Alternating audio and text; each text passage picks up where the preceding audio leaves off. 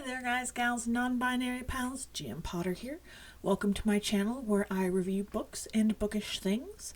And it's the end of the year, or just about the end of the year, so I thought it would be fun to go over the worst books I read this year. Now these aren't necessarily books that came out this year, but these are books that I thoroughly did not enjoy. There's a handful of 1 stars and there's some 2 stars, because I don't give out 1 stars very often, but I do give them out sometimes. So yeah, let's get into it.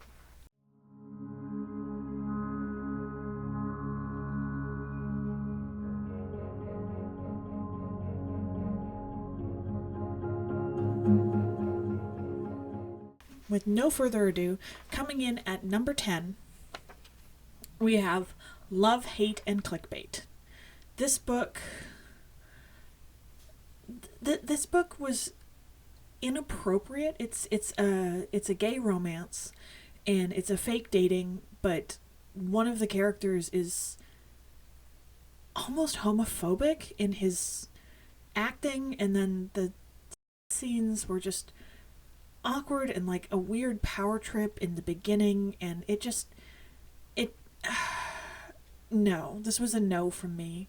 It felt like someone was trying to cash in on queer romance and decided to write this, and no, it was bad. It was readable, and it did have good elements of good writing, so I couldn't give it 1 star, but it is 2 stars from me.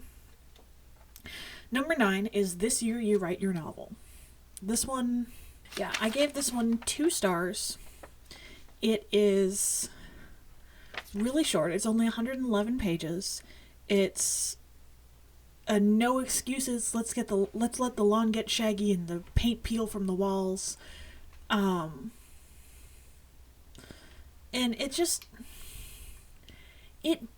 supposed to be both inspiration and instruction, and honestly it was neither. It was neither. It was just kind of there. I don't know why it has as good a rating as it does. It has a 3.79 on Goodreads, and people are like, oh yes, this is so great, this is so amazing.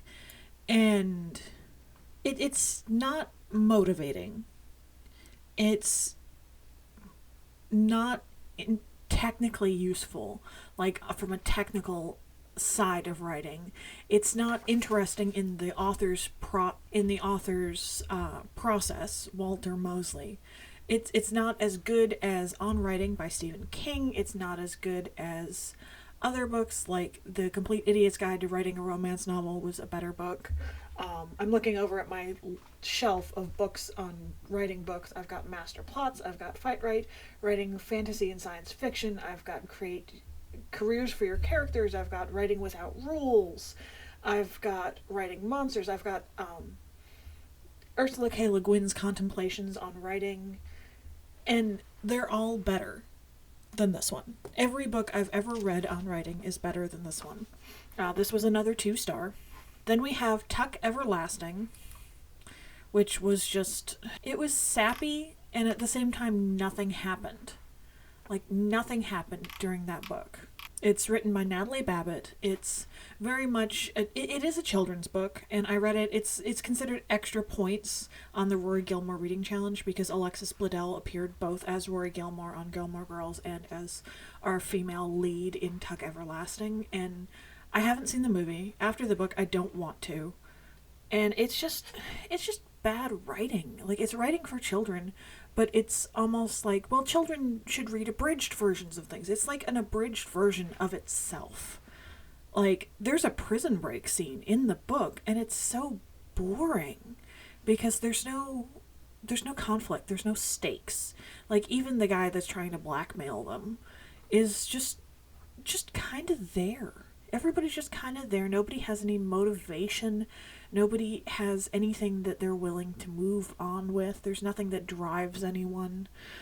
It's 2 stars from me. Then we have Lady Macbeth, which this one made me upset. This one is 2 stars. It's by Ava Reed. I was so looking forward to it. It's in the emerging genre of female characters and female female literary characters being rewritten as though they're the main character from it's obviously Lady Macbeth from Shakespeare's play Macbeth, and it just the liberties taken with everything outside of Lady Macbeth made me very annoyed. It was like she had read like a comic book version of the play and never seen it, never read it aloud, never experienced it, and so she didn't quite understand it. And she didn't understand Lady Macbeth's character, because Lady Macbeth, in this version of Lady Macbeth almost feels like a victim of circumstance and a victim of fate. And it's like, no, she was pretty conniving. And even when the character is allowed to be conniving, there's an innocence to it that just, it feels saccharine and at the same time insincere. Like, I almost waited for a twist for it to all be unreliable narration, and it wasn't. It is what it is. Here you go. I'm like, all right. Cool. 2 stars. Then we have, at number 6, we have The Familiar by Leigh Bardugo, and this one I had heard about. It's vampires during the Spanish Inquisition, and it should be fascinating. It should be absolutely thrilling and interesting and phenomenal and great, and it was so boring. It was so boring and bad writing, and I just could not get into it. So another 2 stars. Then we have Catch-22, which, I mean, I guess this one's a classic for a reason, I guess. It's by Joseph Heller, and it's considered a cornerstone of American literature and one of the funniest and most celebrated books of all time. Set in Italy during World War II, the story is incomparable, malingering bombardier. I just didn't care. I didn't care about any of the characters. I didn't care about the story. I didn't find it funny. It just felt kind of lame, honestly. So, 2 stars. Then we have Wellness, which this book is number 4 because it's so forgettable. Like, it's by Nathan Hill, and it's a witty and poignant novel about marriage, middle-aged, tech-obsessed health culture, and the bond that keeps people together. And it just, I'm thinking back on it now as I'm looking things over, and I didn't like the characters. In fact, I very much disliked the characters. I wouldn't be friends with these characters. I wouldn't want to know these characters. I didn't want anything to do with these characters. This was a Book of the Month Club pick when I was still doing Book of the Month, and it just, it left me cold. And honestly, a couple months after I finished it, I just didn't remember it. So, which is shocking for a book that's as widely regarded as this one is. It's got a 3.99 on Goodreads, and I gave it half of that. Then we come into the 1-star reviews. Coming in at number 3, we have Modern Divination, and I feel bad for giving this one a 1 star because I believe it's an indie book, and it's long. It's 418 pages in paperback. It came out at the end of January in 2023, and it's got good reviews. It's got a 3.7. You could tell the author loved her characters a lot, that she was very invested in her characters and put a lot of time and energy and work into crafting the story. That there is a lot of, you can feel, as you're reading, you can feel the amount of work and effort that went into Isabel Agagianian's book, that she worked really hard on this, and I'm really proud of her for putting herself out there. But it's trying to be atmospheric, but there's not enough description, I felt, to be atmospheric, but it's not fast-paced enough to be thriller-y. It's I hate to say it, but I feel like this book could have been edited down to like a 200-page book, and it would have been much better. Like, it feels like trying to hit a word count in a lot of places. Like, in a lot of places, it feels like trying to hit a word count. There's not a lot of plot. It's not plot heavy, but the characters, although you can tell the author loves her characters, are not well crafted enough to carry the plot what little plot there is on their backs, because they're kind of two-dimensional. And it's a lot of telling, not showing. Like, she's telling me how the characters feel. The book is not dark academia. I think I was still on TikTok when this book was recommended to me. It's not dark academia. It's got a handful of chapters that are set in Cambridge, I think, but it doesn't feel like other books that are set in Cambridge. I didn't go to Cambridge. I can't say. There's a murder. It's not dark academia. It's just, I hate to say this. I feel so bad for saying this. It's just bad writing. It's just bad writing. And yeah, moving on to number 2, which this one is another 1 star. And I don't feel bad for this at all, because this is a famous writer. He gets a lot of accolades. Everybody loves him, I guess. And that is the Da Vinci Code. This book is, I mentioned in another video, that this book is literally, I don't want credit for reading this book, because I stopped reading it. Like, it was on my DNF list. It's still on the little piece of paper I'm tracking my DNFs for the year. But then I realized it was on the Rory Gilmore Reading Challenge, and so I went back and I finished it, and it's so bad. Like, everything I said about the last book can be said about this book. That the author loves his character very much, but he tells us what's going on instead of showing it. And I would say it's an early precursor of dark academia, that it's set in the academic world, but it's not academia. Like, colleges and literature plus murders do not dark academia make.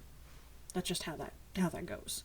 And it's a lot of telling and not showing, and there's no stakes, and it's a lot of, they needed to get on a plane at the last minute, so they did. They needed to solve the murder. A couple pages later, so they did. Like, it's a lot of, it feels like there's a way of writing where you basically write out an outline and then you flesh it out around the outline. And the idea with that is that you delete the outline as you go. But it feels like he forgot that step and just wrote it around the outline, but didn't write it enough around the outline, if that makes sense. Before we get to the worst book I read this year, I do have some dishonorable mentions, which are The Viscount and the Thief. This one was gifted to me by NetGalley. It's by Emma Orchard. It's just trying way too hard, and I didn't like the characters. It's Regency, but it doesn't feel Regency. Like, it's supposed to be... It's by the best-selling author of A Duke of One's Own, and it's Boldwood Books. They gifted me this along with NetGalley for free in exchange for my honest feedback.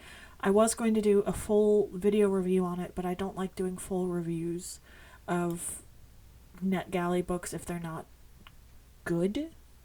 I just feel like I still write my review because they gifted me the book in exchange for a review. So I still review it on NetGalley, I review it on Goodreads, I review it on Amazon, stating in each place that it was gifted to me in exchange for the review. I feel bad with people who use authors who use NetGalley, because they tend to not be bigger authors, and so reviews mean more. And so I feel bad putting out bad reviews, but this one was not good. Then we have All American Girl by Meg Cabot, author of Princess Diaries. This one was supposed to be in the same vein as the Princess Diaries, but she's falling in love with the president's son, and like, it's very the worst bits of the Princess Diaries books mixed with the Disney Channel original movie My Date with the President's Daughter, but gender swapped. It's just not good. It was bad. I read half of it while waiting for a doctor's appointment, because it's a very fast read. It's a young adult children's book. It's just not good. It felt like someone, like, I know this book predates Diablo Cody's movies, but it felt like someone trying to do Diablo Cody, who's not Diablo Cody. Diablo Cody, of course, wrote the movie Juno, and that kind of niche, awkward, adorable, sardonic humor but that's not what Meg Cabot's good at. So I just felt it wasn't very good. And then number 1 in the dishonorable mention category is The Latte Factor. Why You Don't Have to Be Rich to Live Rich. And this is by David Bach and John David Mann. And this book was billed as kind of Rich Dad, Poor Dad meets Dave Ramsey, is how it was billed to me. And I'm like, okay, fair. No, it's an allegory for the modern age about money and how you're richer than you think you are. And the whole thing is about lattes. And let me just read you a bit of the description. In this compelling, heartwarming parable, Bach and his best-selling co-author, whose name is much smaller on the book for some reason, tell the story of Zoe, a 20-something woman living in New York City. Like many young professionals, Zoe is struggling to make ends meet under a growing burden of credit card and student loan debt, working crazy hours at her dream job, but still not earning enough to provide a comfortable financial cushion. At her boss's suggestion, she makes friends with Henry, the elderly barista at her favorite Brooklyn coffee shop. It's like Tuesdays with Maury, which I reviewed on the Rory Gilmore Reading Challenge update. It's a parable, it's an allegory, it's whatever you want to call it. It's fiction. So why are they billing it as, first of all, why is it in the nonfiction section at all? And just it's very sexist. It's very men writing women, if you're familiar with that subreddit, that she's not a whole person because she's a woman, and women just don't have complex feelings or emotions like men do, is the feeling I got from this book. It's just a huge ick.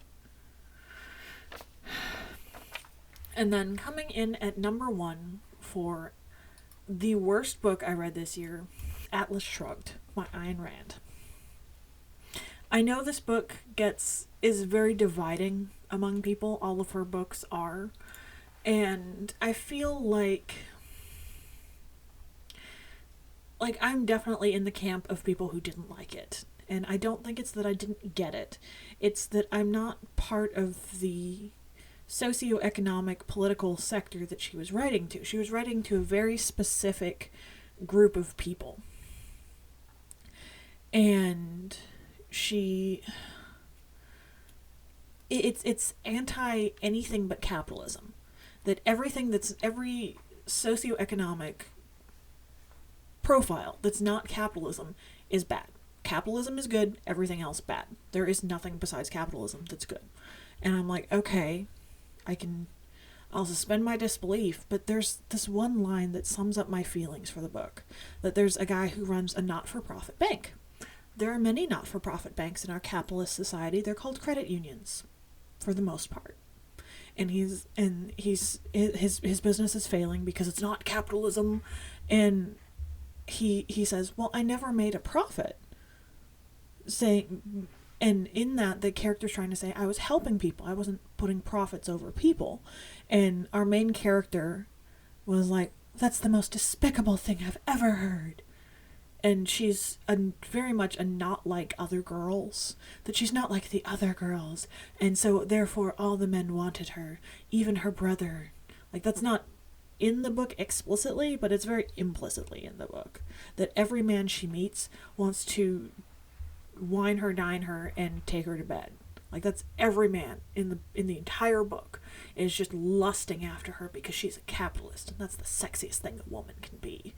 And I know the author is a woman, but she can't write women because the character is just so two-dimensional and she falls so flat on the page that it's... Honestly, this book kind of reminds me of The Latte Factor, is that she's trying so hard to write a modern-day parable, a modern-day allegory for her own socio-political beliefs, that she forgets that it also has to be a story. And it's really long. I read this one on a dog sit. I was listening to it mostly while I was walking the dog, because the dog I was seeing needed 3 walks a day because they didn't have a yard. At least 3 walks a day because they didn't have a yard. They had a townhouse. But I just could not... I finished it. I'm like, how do people like this book? It has to get better. It has to get better, and it just never did. So, for me, and these are all my opinions, all opinions are my own, who else's would they be? These are the 10 worst plus 3 dishonorable mentions I read this year, 2024. What's the worst book you read this year? I would love to know what book disappointed you on a cellular level. I would love to hear what book you just couldn't get into, that you just couldn't stand. Please let me know in the comments down below. Don't forget to like, share, and subscribe, and I'll see you in the next one. Bye.